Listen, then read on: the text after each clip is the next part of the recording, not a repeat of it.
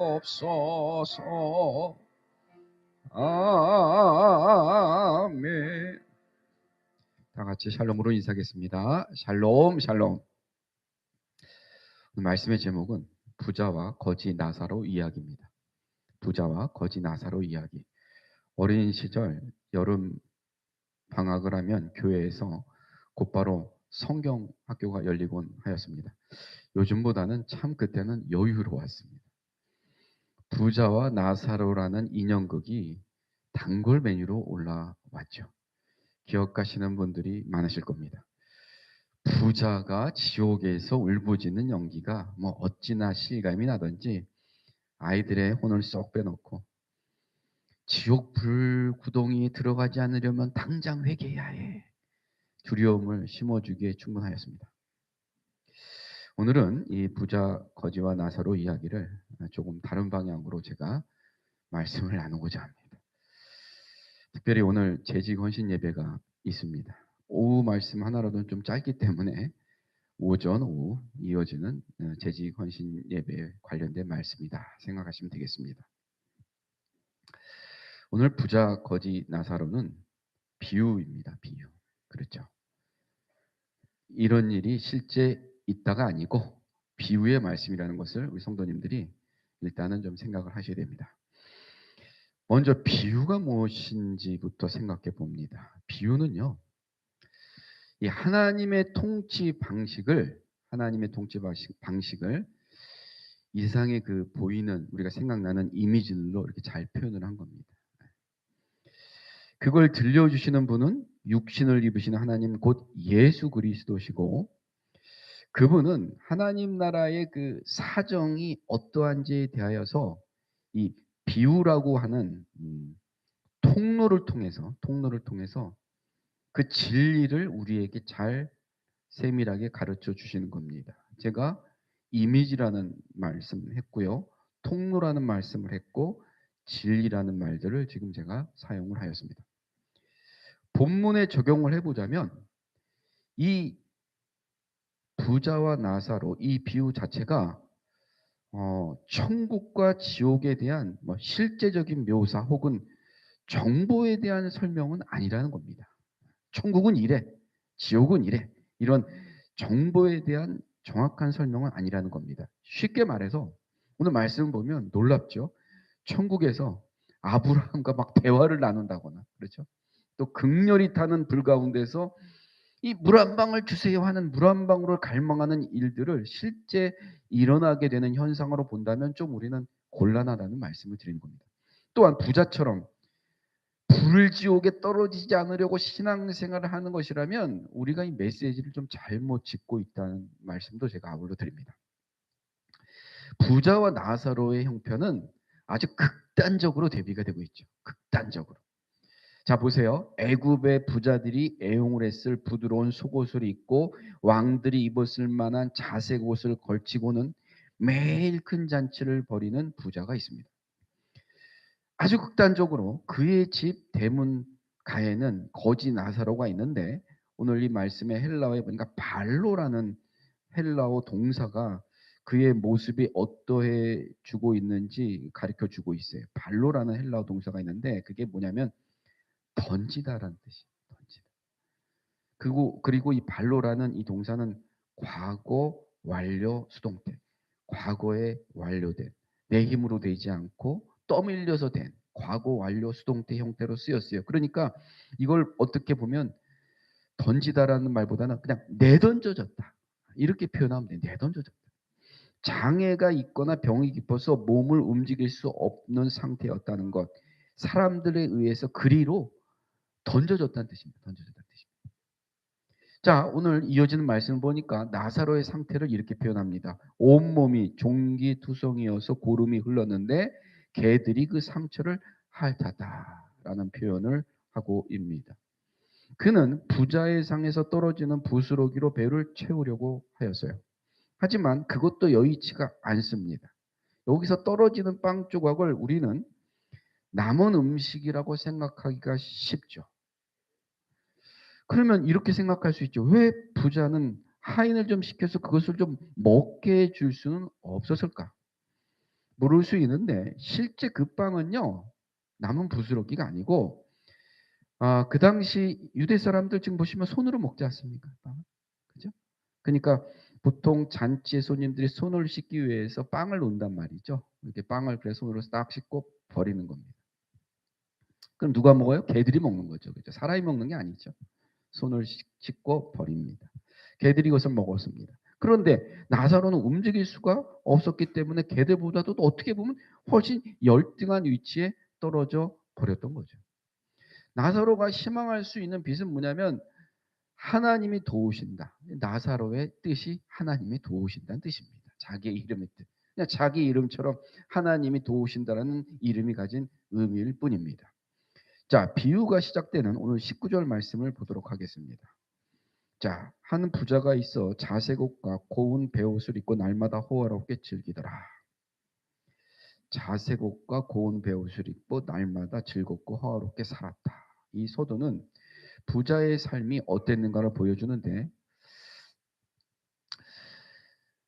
자색 옷과 고운 베옷을 입고 날마다 즐겁고 호화롭게 살았다. 이 서두는 부자의 삶이 만족스럽고 행복했다는 말을 서술한 것일까요? 우리가 이렇게 얘기하지 않습니까? 모든 사람들은 아픔이 있어요. 다 잘 사는 것 같은데 절대 안 그렇습니다. 사람들은 다 결함이 있단 말이에요. 내가 부족하게 느끼면 그 부족보다 조금 좋게 되어 있는 사람을 보면 굉장히 부럽지 않습니까? 타 사람은 근데 우리 이렇게 생각하죠. 저 사람 보면 어유 잘 먹고 잘 살고 편하네. 얼굴도 좋아. 이렇게 얘기합니다. 그러면 그 사람이 진짜 잘 먹고 잘 살고 평화롭다라고 얘기하는 게 아니고 오늘 그냥 아무 의미 없이 날마다 즐겁고 그렇게 살았다. 부자의 삶이 만족스럽고 행복했다는 서술을 하고 있다기보다는 그의 내면에 대한 이해를 배제하고서 그저 무미건조하게 세간의 평가를 언급하고 있다라고 보는 게 맞습니다. 그렇지 않습니까? 그 사람 잘 먹고 잘 살아. 그럼 뭐예요? 그냥 그렇게 사나 봐. 관심 없어 나. 그런데 이런 겁니다. 그냥 그렇게 사는 거예요. 자, 제게는 이제 이 말씀을 준비하면서 이런 물음을 던지는 거 느껴져요. 도대체 무엇이 즐겁고 화로운 삶입니까? 사랑하는 성도님들, 무엇이 즐겁고 호화로운 삶입니까? 본문이 속한 이 누가복음 16장 그리고 앞서 이어지는 15장에 보면 주님은 하나님 나라에 대해서 가르쳐 주고 있어요. 오늘 이 비유에 말하는 16장 앞에 보면 청직에 대한 비유가 나오고 그 다음에 이어지는 부자와 거지에 대한 비유가 나오고 또 15장 이어지는 말씀도 자세히 보면 하나님 나라에 대해서 가르쳐 주고 있습니다. 그런데 여기서 특히 중요한 부분이 있어요. 오늘 14절 말씀 보십시오. 14절. 자, 14절 말씀 보면 바리새인들은 돈을 좋아하는 자들이라 이 모든 것을 듣고 비웃거늘 라는 말씀을 하고 19절부터 부자와 거지의 비유가 이어져요. 특별히 바리새인들은 돈을 좋아하는 자들이라 이 모든 것을 듣고 비웃거리거늘 라는 말씀이 언급이 나옵니다. 즉 이 비유는 누구를 겨냥하고 있냐면 돈만 알고 남도 도와주지 않고 아주 자기밖에 모르는 그러한 바리새인들을 겨냥하고 주어지고 있는 비유다라고 보는 게 맞습니다. 즉, 이 그들의 상태, 그들이 가지고 있는 어떠한 상태가 문제가 된다는 말씀을 하면서 이 비유를 딱 예수님이 꺼내신 거예요. 세월은 흘렀고 둘 다 죽게 되었습니다. 부자는 성대하게 장례가 치러진 후 음부곧 지옥에 떨어졌고 나사로는 그냥 버려졌지만 오늘 말씀을 보니까 아브라함의 품에 안기게 됩니다. 역전이 되었죠. 그러면 부자가 지옥에 떨어진 이유가 무엇입니까? 우리 성도님들 이 말씀을 보면 부자가 왜 지옥에 갔다고 말씀을 쓰고 있습니까? 하나님을 몰랐기 때문에 혹 예배 생활을 하지 않았기 때문에라고 유추할 수 있는 단어는 어디에도 없습니다. 이 말씀을 보면. 뭐 사기를 쳤다거나 성격이 표박했다는 얘기도 없고 특별히 나사로를 엄청 구박했다는 얘기도 없어요. 근데 지옥에 갔어요. 유일한 단서라고 그냥 우리가 찾는다면 25절입니다. 25절. 25절 말씀 보니까 아브라함이 이르되 예 너는 살았을 때 좋은 것을 받았고 나사로는 고난을 받았으니 이것을 기억하라. 이제 그는 여기서 위로를 받고 너는 괴로움을 받는 것이다. 아니 그럼 살았을 때 행복하게 잘 살으면 지옥에 가는 건가요? 오늘 그나마 유추할 수 있는 25절도 읽어보면 좀 그렇습니다. 뭐 이런 생각을 해보는 거죠. 자, 살아있을 때 부자는 어쩌면 훌륭한 인격으로 칭찬과 존경을 한 몸에 받았던 사람일지도 몰라요, 우리는. 그렇죠? 날마다 호화로운 잔치를 벌였는데, 그러면 날마다 호화로운 잔치를 벌였다는 얘기는 인맥이 좋아서 손님들이 그를 매일 찾아왔다는 얘기예요. 그러면 그 사람이 인색했거나 비상식적인 사람은 아니라는 거죠. 날마다 많은 사람들이 주위에 왔고 잔치를 벌였다는 얘기는 굉장히 인색했거나 비상식적이었다면 그런 모임을 가질 수 없겠죠. 그런데 여기서 우리가 생각이 되어지는 것이 이 유대인, 특히 선민 사상을 가진 사람들이 가진 굉장히 고정적인 사고예요. 물론 이것이 칼빈주의를 통해서 중세의 자본주의 사상을 발전시키고 자본론을 발전시키기도 있어요. 뭡니까? 하나님의 인정을 받은 사람은 부자가 되고, 그렇죠? 하나님의 인정을 받지 못한 사람은 가난하게 산다. 우리가 잘 아는 칼빈 선생님도 그런 얘기를 했고, 그것이 사실은 중세 시대 때 하나님의 인정을 받고 잘 살기 위해서 내가 열심히 일해야 돼. 근데 자본주의 사상을 어떻게 보면 발전시키는 하나의 계기가 됐어요. 이런 사상이 신약 시대에는 팽배했겠죠.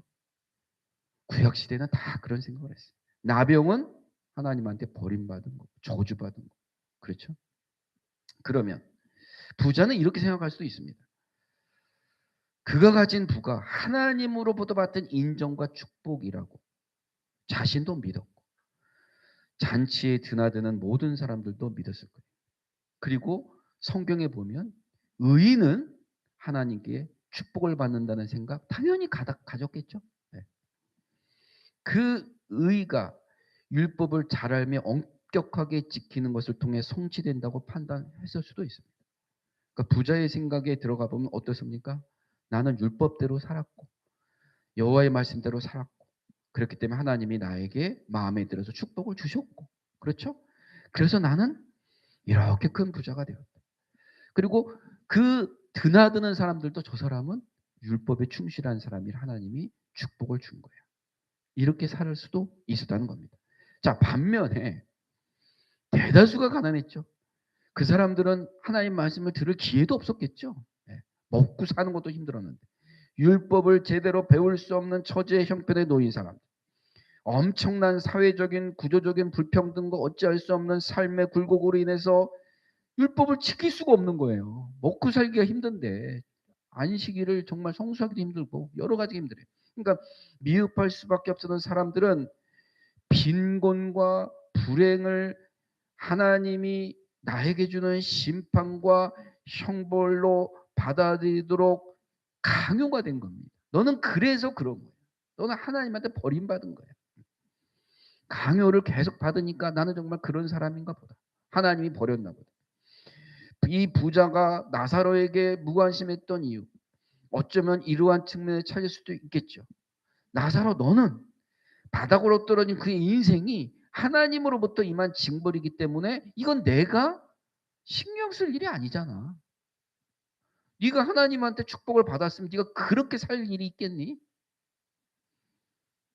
이렇게 생각할 수도 있죠. 이런 심리가 발동했을 수도 있습니다. 본문을 통해서 드러나는 부자가 심판을 받은 명확한 이유는 그러면 이겁니다. 무엇입니까? 어려운 처지에 있는 나사로에게 무관심했고 그를 한 인간으로 대우하지 않았다는 거예요.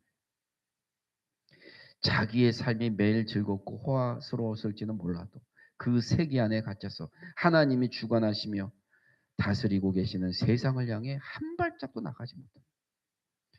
자기의 경계를 넘어서 조금만 손을 내밀면 나사로가 보여요. 나사로에게 자비를 베풀 수도 있었음에도 불구하고 아예 그럴 생각조차 하지 않았다는 것. 더 엄밀히 말하면 그럴 생각조차 해도 하지 않았다. 의도적인 악을 행하지 않았죠. 의도적인 악을 행하지 않았다라고 하더라도 자기의 현 상태가 악에 갇힌 상태였음을 자각할 수 없었던 것입니다. 그러면 이러한 태도가 왜 문제가 되는 걸까? 이러한 태도는 현대 사회에서도 문제가 되는 걸까요? 오늘 그리스도인들은 이 부자가 가진 태도에서 정말 자유로울 수 있습니까? 우리가 아는 우리 시민의 교양은 이거죠. 남에게 피해 주지 않으면 돼. 그런 사람이 있죠. 참 베풀지도 않지만 남에게 피해도 안 줘요. 남에게 피해 주지 않는 것, 이것이 시민의 교양이에요. 기본적이면서 중요한 가치로 여깁니다. 내가 누구를 도와주고 어떠한 선의를 행하느냐는 선택의 문제일 뿐이에요. 내가 그냥 하고 싶으면 하고 그냥 하기 싫으면 안 해요. 선택의 문제여도 된다고 하는 관대한 룰을 적용하는 것이죠.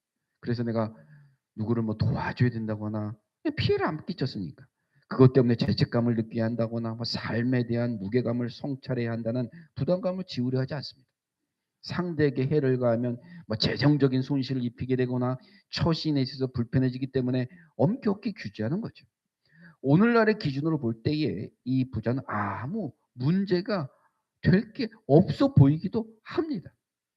한국 교회의 빈부격차, 이건 상상을 초월합니다. 도무지 설명할 길이 없을 정도로 심각합니다.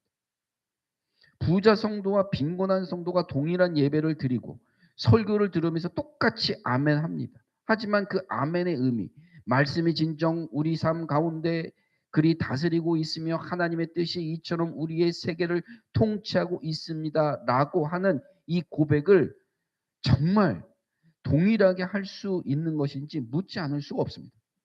서로를 바라보는 인간에 대한 이해가 완전히 다르고 세계를 인식하는 즐겁고 호화로운 시각과 반대로 아주 처참하면서도 인간 대우 제대로 받지 못하는 상실감이 너무나 이질적으로 교회 내에서도 충돌하고 있기 때문에 주님은 성도를 교회 공동체의 형제와 자매로 부르셨는데 사회에서의 갑을 관계가 교회에서도 동일하게 갑과 을로 나타납니다.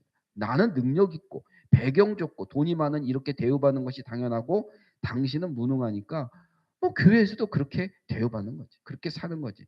세상에서도 쉽게 말하는 이 논리를 여전히 고수하면서 나는 하나님의 자녀고 신앙생활 열심히 하는 재직이야. 아, 나는 정말 이렇게 할 수 있습니다. 문제가 있는 거죠. 믿음을 말이죠. 믿음의 열정을 그저 자기 만족의 도구로 삼고 있거나 교양의 차원에서 종교 생활을 하고 있거나 그저 그냥 복받기 위한 수단으로 성실성을 증명하고 있는 것은 아닐까요? 본문의 부자같이 이 당시에 이 바리새인들 엄청나게 돈만 좋아해요. 호사를 누렸어요.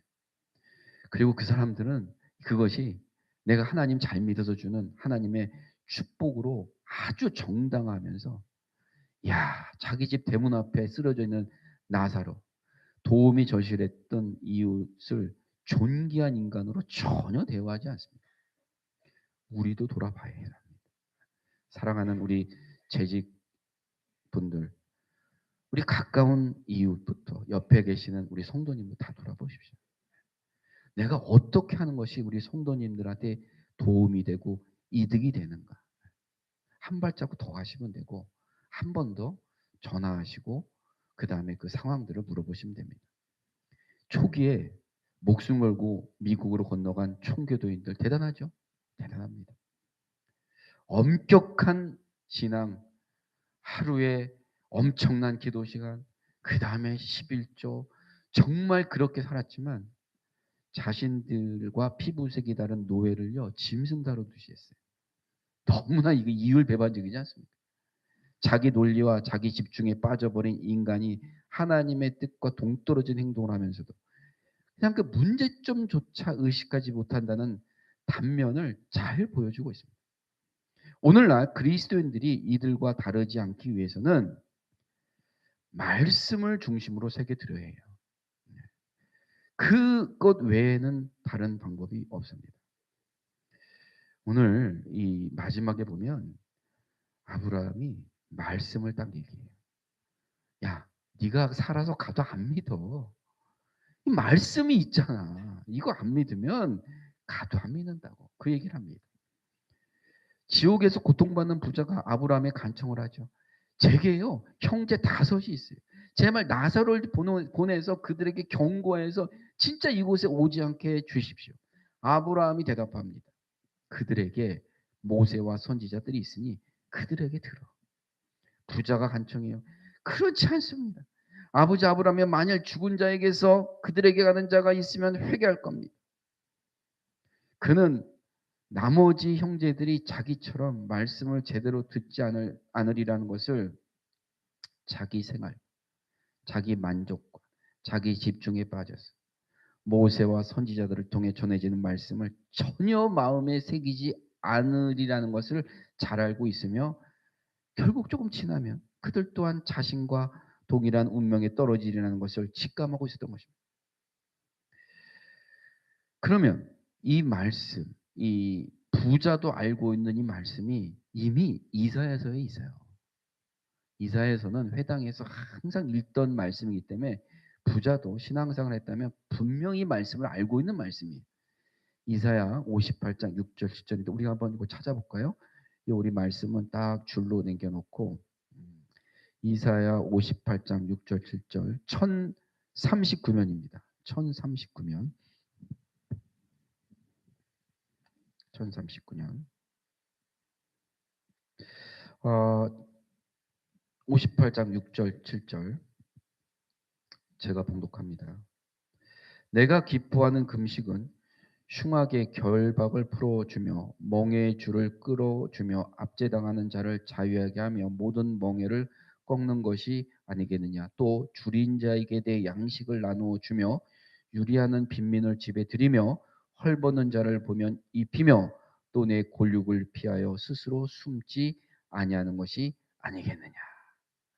이미 말씀은 선포된 거고 다 알고 있는 말씀.